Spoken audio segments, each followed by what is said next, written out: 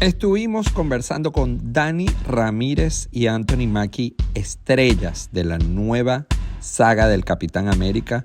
Aquí pues pudimos saber un poquito más de su entrenamiento, de la responsabilidad de montarse en una historia de Marvel y por supuesto de trabajar con el gran Harrison Ford, que aquí hace de un villano muy particular.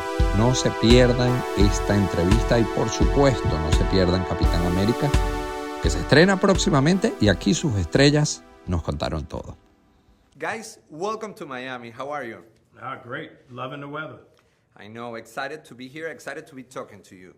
I love this whole idea of this Captain America film, and I wanted to know the level of preparation, because when you jump into a film like this, there's always not only mental but also physical.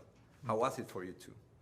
It was a lot of work. I mean, when doing these movies, you usually start your physical training 3 to 4 months out, just so you can get a base to build on, because once you get on set, our days are so long, you don't get the opportunity to keep that up. So you see guys, you can always tell which scenes are shot first, because everybody's jacked. Then you can always tell which scenes are shot last, because everybody's just like frail and small. So it's a lot of work that goes into the build up and trying to maintain it over the 5 months we shoot these movies. Trying to say something, bro? Yeah, there's a clear difference. There's a moment that you're like, oh, he's in peak physical shape right there, for me.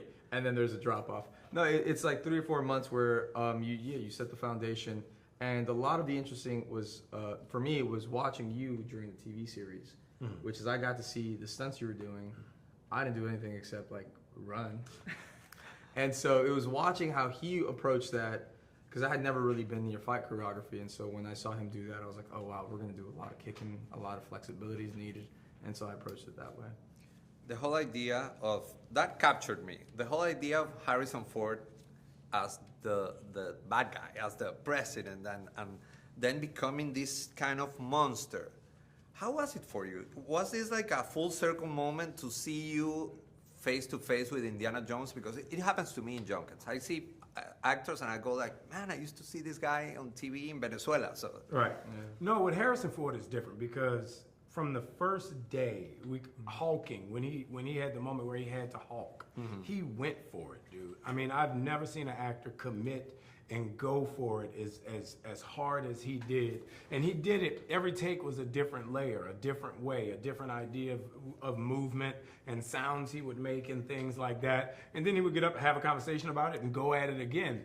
And it was really impressive to see, because every take was a learning experience with Harrison. Just seeing, you see why he's the star that he is because of all that he puts into his work. That's a fact. And the Marvel Universe keeps growing and expanding, and these characters are so multifaceted. How does it feel for you? Because, I mean, it's such a responsibility to join in such a big, large, expandable universe. Well, I think the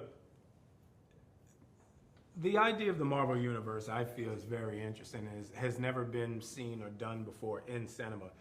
You know, Captain America, the First Avenger, was a building block. It was a foundation. And they built on a great crescendo ride to Endgame. And Endgame was the end. It was the precipice. There was no way to build on top of that. So that was the end. And even Kevin Feige said it was going to take 2 to 3 years for people to get over this movie emotionally. Like, people have to lament the loss of these characters. We all cried. We all cried. And for a movie to touch people like that emotionally, said that everybody did their job to peak performance.